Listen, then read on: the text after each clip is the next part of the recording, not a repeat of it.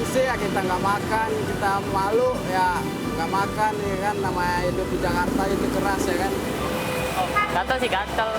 Pernah ngerasain kayak kulit mati sih kita di bagian belakang. Kita kan begini juga karena corona ini bang.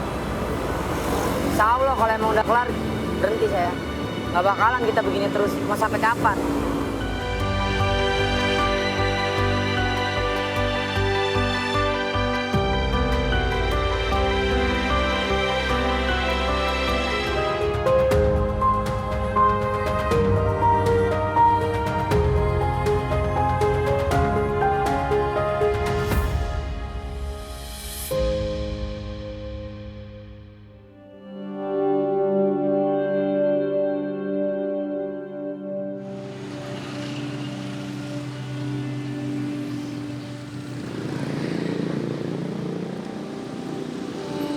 Keberadaan manusia silver saat ini mudah sekali kita jumpai di beberapa sudut kota di Jakarta. Mereka biasanya beratraksi di persimpangan lampu lalu lintas Jakarta dengan melakukan pose tertentu sembari membawa ember, berharap ada pengendara yang menyisihkan uangnya. Namun di balik kemilau warna silvernya terdapat kisah kelam yang dialami oleh manusia silver ini. Ari Putrianto contohnya. Pemuda yang masih berusia 17 tahun ini terpaksa harus menjadi manusia silver karena pekerjaan rutinnya sebagai sopir angkot tak mampu mencukupi kebutuhannya akibat pandemi. Sekarang narik lagi sepi bang.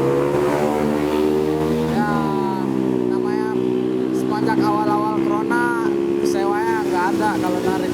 Nggak ada. Sepi. Malah minus ya bang katanya. Iya.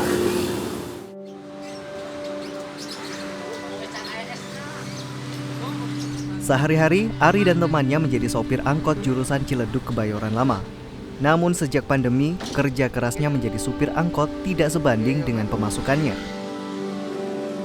Bahkan, ia terpaksa berhutang karena pendapatannya tak mampu menutupi biaya operasional. Ya misalnya kalau setorannya dapat, nombokin bensin gitu. Nombokin bensin ya dari duit silver. Nih, misalnya ada gaji silver, utang bensin belum dibayar, kasih pakai duit silver.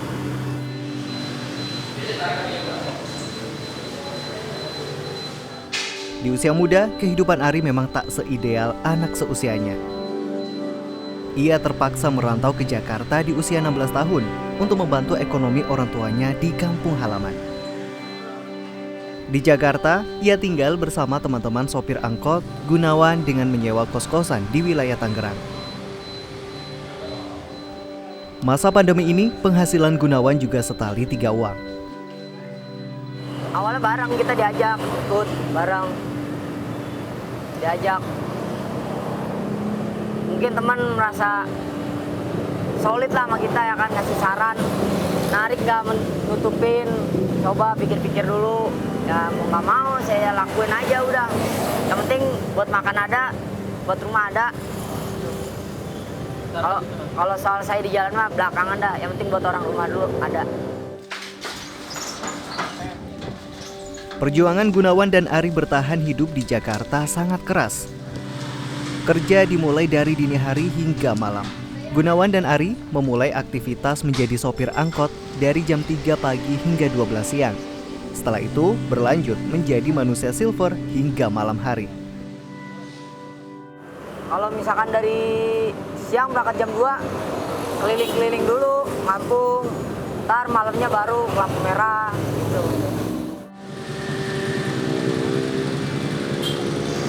Rutinitas itu dilakukannya setiap hari saat cuaca terik, menyengat, atau hujan sekalipun.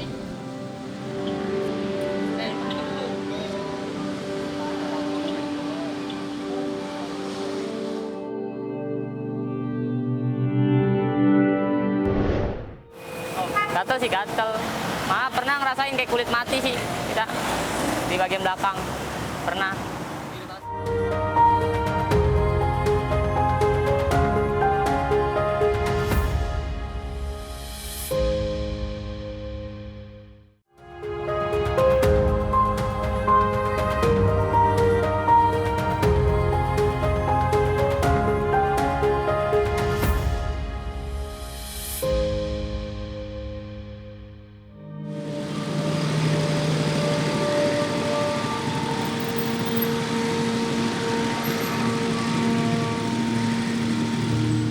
Menjadi manusia silver membutuhkan modal tak sedikit.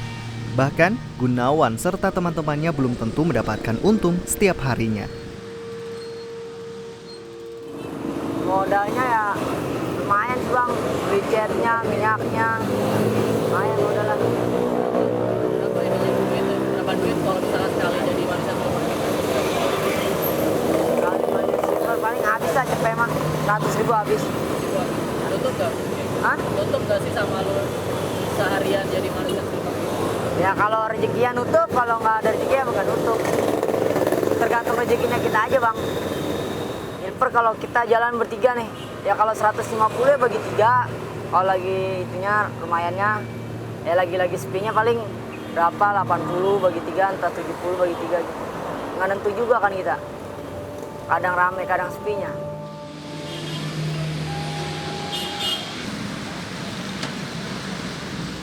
Ari dan Gunawan biasa naik angkot untuk beli cat maupun pergi ke tempat beratraksi. Cat yang digunakan Gunawan dan Ari bukan cat khusus untuk tubuh, melainkan untuk sablon pakaian. Bersiko, namun itulah cara untuk menekan pengeluaran karena cat untuk tubuh jauh lebih mahal dari cat sablon. Bahannya bubuk silver dicampur minyak, ya dicampur kadang embody diaduk, ya jadi encer gitu, baru dipakai. Pakai kuas apa pakai? Ditetesin ke tangan, digosok, baru dilapsin. Pakai tangan aja ya? Iya.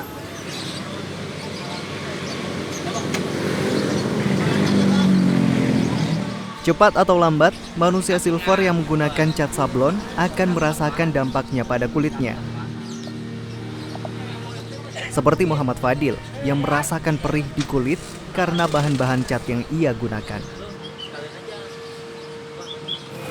Gatel sih gatel.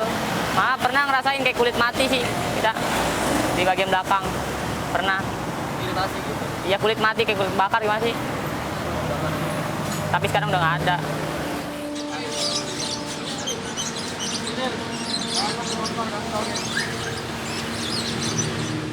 Munculnya manusia silver ini juga membuat pedagang cat keheranan. Awalnya banyak pedagang tidak tahu mengapa banyak pembeli yang datang mencari cat berwarna silver silih berganti. Berapa bang harga catnya? Satu botol 20.000. 20.000. Ini sebenarnya bagus apa sehat nggak sih bang buat badan lo? Kalau masalah itu, kalau bubuk sih nggak masalah. Yang penting campurannya itu. Dia orang kan pakai minyak goreng. Katanya saya juga nggak tahu. Minyak goreng, kalau minyak goreng kan di badan nggak apa-apa. Kalau bubuk nggak masalah. Kalau ini sebenarnya idealnya buat apa bang? Catnya bang? Buat sablon. Sablon. Buat sablon, iya. Saya juga nggak tahu. Tiba-tiba ada orang pada beli gitu, saya nggak ngerti juga.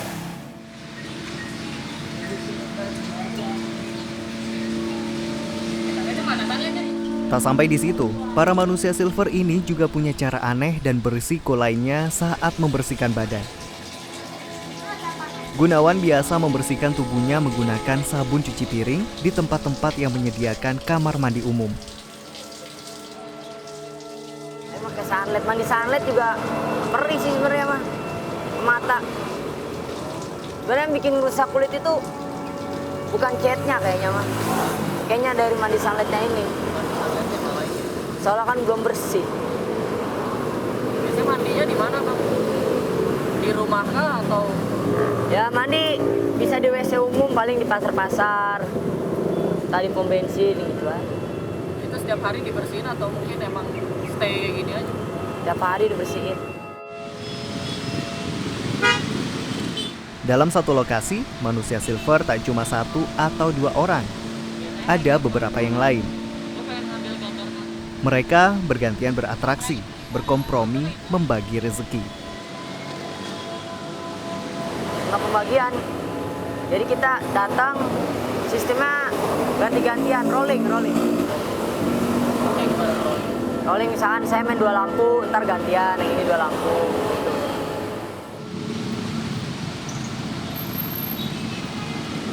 Selain itu, untuk meminimalisir konflik dengan manusia silver lainnya, Ari dan Gunawan harus menjaga sikapnya di tempat ia mencari nafkah.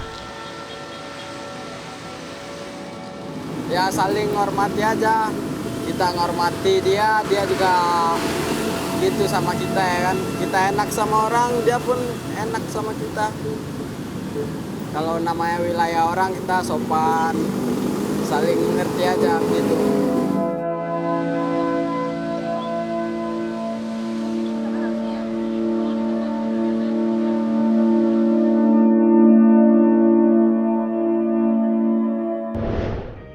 Kalau ibarat kata memang kalau hidup di perantauan ya kan, kalau gengsi ya kita nggak makan, kita malu ya nggak makan ya kan, namanya hidup di Jakarta itu keras ya kan.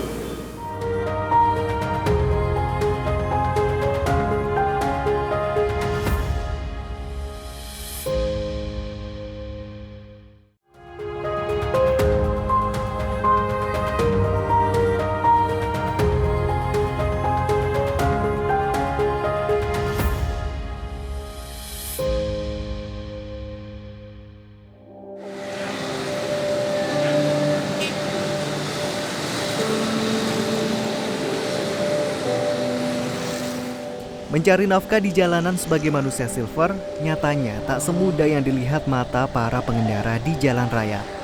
Banyak resiko yang ditanggung para manusia silver ini. Karena keberadaannya dianggap tidak berizin, Gunawan seringkali dikejar aparat yang melakukan penertiban. Ada pernah sekali apa tuh? Di Permata, di mana Patal, lampu merah Patal, tangkap gitu. Tangkap. Awalnya gimana? Ya lagi duduk bang, kita disamperin, dibawa, bilang mau didata doang, didata, katanya dipulangin, nggak taunya malah kita dibawa.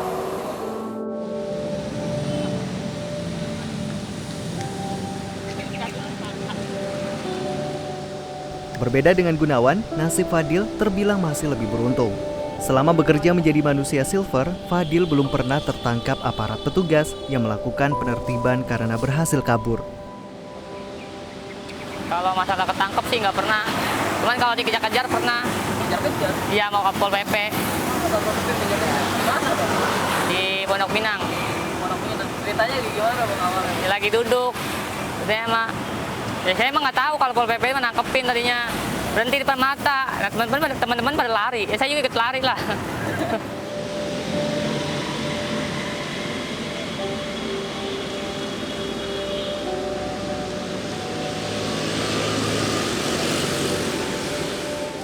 Selain harus berurusan dengan aparat, terkadang manusia silver juga harus berhadapan dengan preman jalanan. Hal tersebut pernah dialami Ari ketika sedang menjadi manusia silver di jalan raya. Oh, kalau dipalak pernah di sini. Di mana bang? Di lampu merah sini udah malam. Udah malam. Ya. Siapa yang malam? Itu nggak tahu juga saya bang, saya nggak kenal juga sama orangnya. Saya dipalak, saya nggak ngasih ya digebukin saya bertiga. Gebukin? Sampai digebukin? Iya. Itu ceritanya gimana bang? Pertamanya nggak tahu orangnya mabok apa gimana itu ya kan. Dia minta duit. Saya bilang saya belum dapat duit bang. Malah dia yang marah-marah sampai digebukin kami ya kan.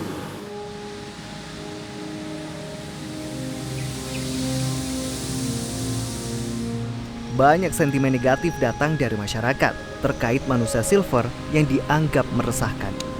Gunawan bercerita, seringkali orang menganggap manusia silver beratraksi dalam keadaan mabuk karena matanya yang terlihat merah. Padahal itu salah satu risiko buruk mengecat tubuh. Kalau bilang pedih ya pedih bang. Pedih. Dia kan netes mata ini. Perih. Makanya kalau orang bilang mata kita merah nih, dibilangnya mabok. Entah minum obat-obatan, minum minuman. Padahal mah enggak bang. Ini lari mata merah. Karena di kelopak mata ini sininya nih ketahan. Jadi dari atas tuh kalau kita kedip turun dia.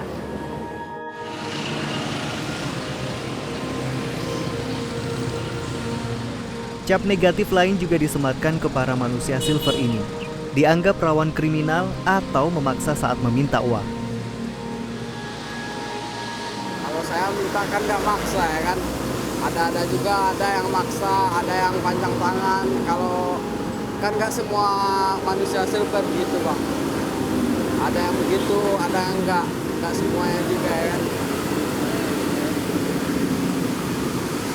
Yang penting saya mintain nggak maksa, nggak ganggu orang ya kan. Orang pun enak. Jadi kalau kita maksa orang pun besok-besoknya malas ngasih bang.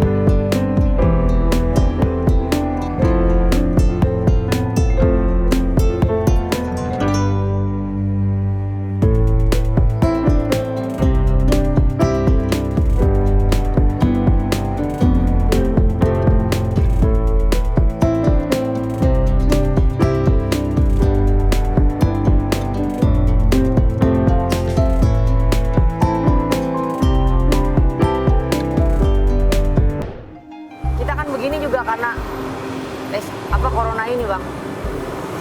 Insya Allah kalau emang udah kelar berhenti saya. Nggak bakalan kita begini terus. Mau sampai kapan?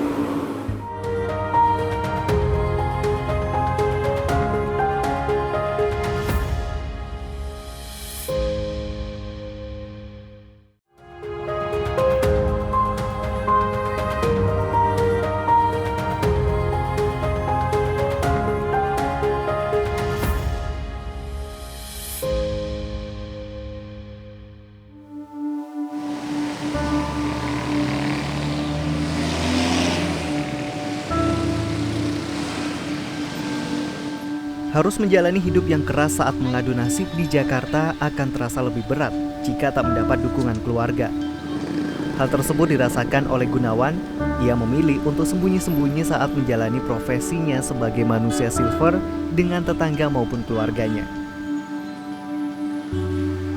Ya kalau mungkin tahu keluarga nggak mungkin ngedukung bang. Saya mau nggak mau. Nggak mau, malu nggak malu. Udah. Respon bini gimana? Ya respon bini sih ya, selagi saya ngejalaninnya benar, halal, nggak ngerugiin orang, silakan. Jadi bini nggak dukung ya? Dukung aja dia.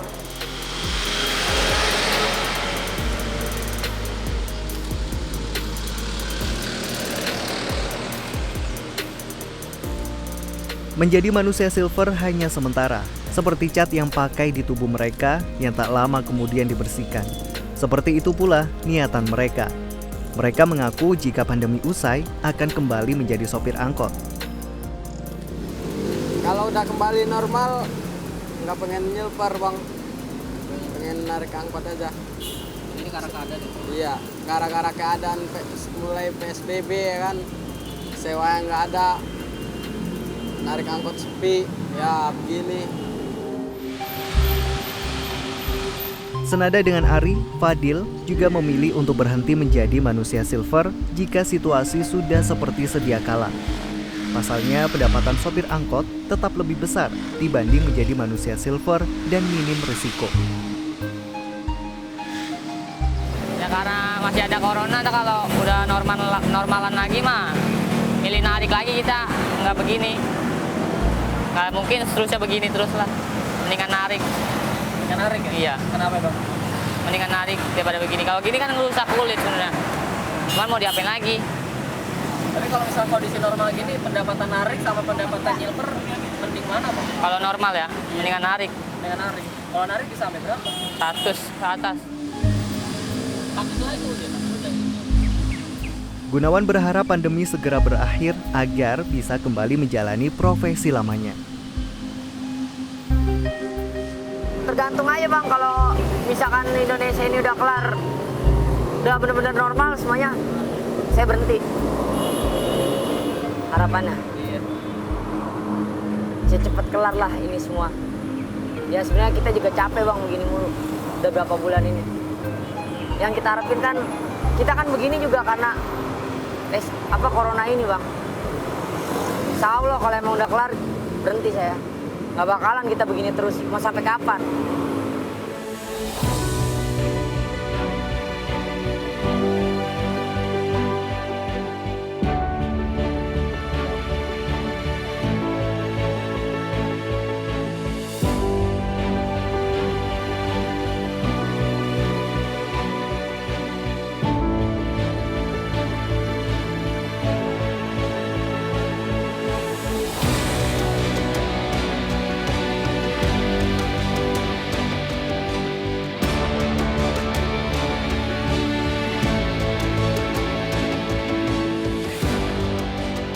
Warna perak yang terang dari cat di tubuh mereka tak sekemilau cerita hidupnya. Ada risiko kesehatan, risiko keselamatan, mereka abaikan untuk sekadar bertahan.